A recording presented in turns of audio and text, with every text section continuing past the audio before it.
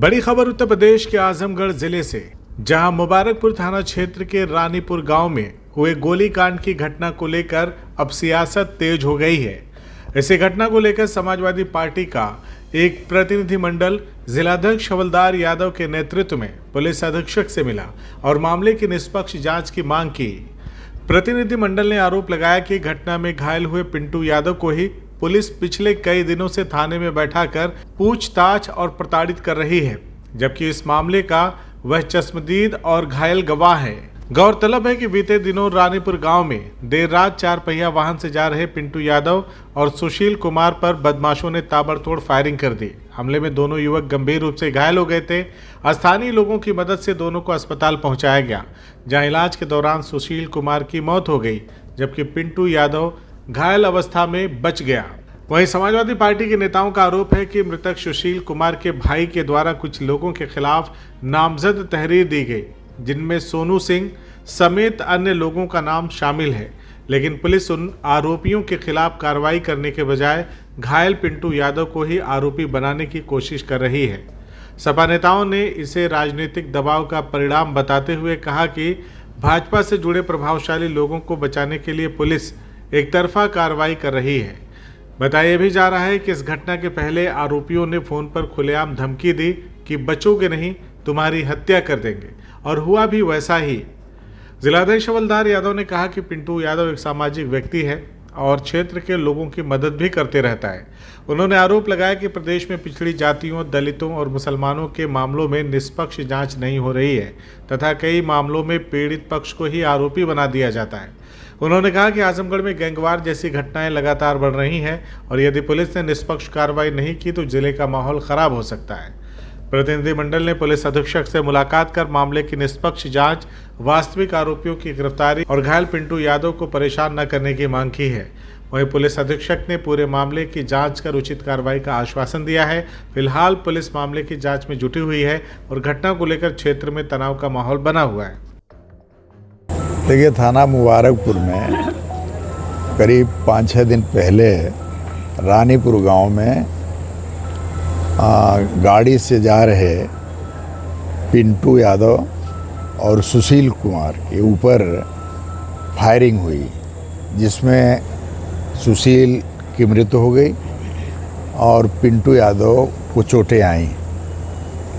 लेकिन पुलिस पिंटू यादव को ही 5-6 दिन से थाने पर बैठा करके उनको टॉर्चर कर रही है।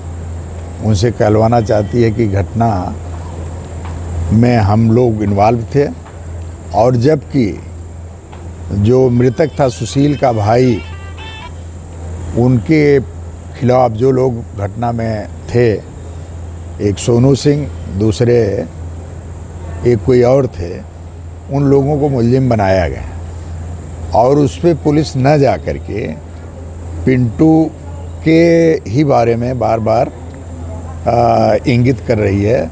ये निश्चित तौर पर इसमें बड़े नेताओं का दबाव है, भाजपा के लोगों का दबाव है कि सोनू सिंह को बचाया जाए और पिंटू को उसमें मुलजिम बना करके जेल भेजा जाए।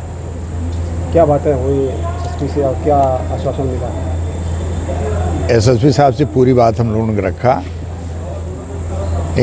पिंटू तो इंजर्ड विटनेस है, चश्मदीद गवाह है, और जिस तरह से उसे फंसाने की साजिश की जा रही है, जो तथ्य सामने आ रहे हैं, ये बिल्कुल ही बकवास और बेकार हैं। वो कहीं न कहीं बड़े लोगों की साजिश के नाते पिंटू को फंसाने की साजिश हो रही है। जबकि सुशील के भाई ने, जिन्होंने रिपोर्ट दर्ज किया है, उनके माता पिता भी कह रहे हैं, वहाँ की जनता भी कह रही है कि मारने वाले आए थे, 4-5-6 की तादाद में थे, उन लोगों ने मारा और भाग गए और उसमें पिंटू को भी चोटें आईं। देखिए, अक्सर आप लोग इस तरह की आवाज़ और इस तरह का आरोप जो है आजमगढ़ जनपद के थानों पर लगाते आए हैं, तो क्या लग रहा है कि निष्पक्ष जो है जाँच नहीं हो रही है और कहीं ना कहीं जो है किसी के दबाव में सब कार्रवाई हो रही है? देखिए, निष्पक्ष जांच तो पूरे प्रदेश में नहीं हो रही है। जो सरकार कह रही है वही अधिकारी कर रहे हैं। अधिकारी अपने मन से नहीं कुछ कर रहे हैं।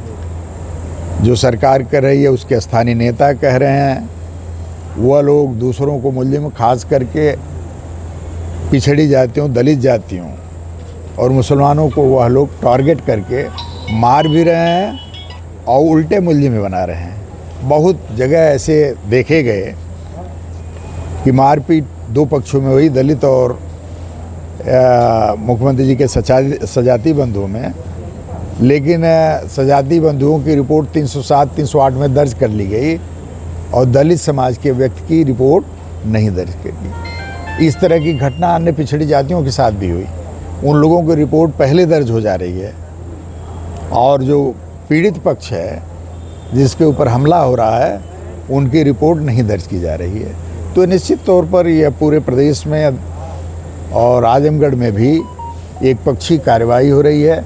एक जात विशेष के लोगों को बचाया जा रहा है, उनके अपराधी घूम करके अपराध कर रहे हैं। किसी भी व्यक्ति की जान सुरक्षित नहीं, सब लोग खतरे में हैं। तो ऐसी परिस्थिति में हम लोगों ने एसपी साहब से कहा, ये गैंगवार आजमगढ़ में चल रहा है, चाहे करवी की घटना हो, चाहे रानीपुर की घटना हो, चाहे जनपद में कई ऐसी घटनाएं हो रही हैं। यहाँ गैंग कहीं न कहीं काम कर रहे हैं। अगर इसको आप लोग न्याय संगत कार्रवाई नहीं करेंगे तो निश्चित तौर पर आजमगढ़ का माहौल बिगड़ेगा, अपराध चरम सीमा पर होगा और इससे जनमानस में गुस्सा होगा। जिनको बैठाया गया उनका इतिहास, उनका बैकग्राउंड आपने जाना, मालूम हुआ घर वालों से? हाँ, उनका है, वो चुनाव लड़ते हैं, महाप्रधानी का चुनाव लड़ते हैं। वो सामाजिक आदमी हैं, लोगों की मदद करते हैं, इनका यही दोष है।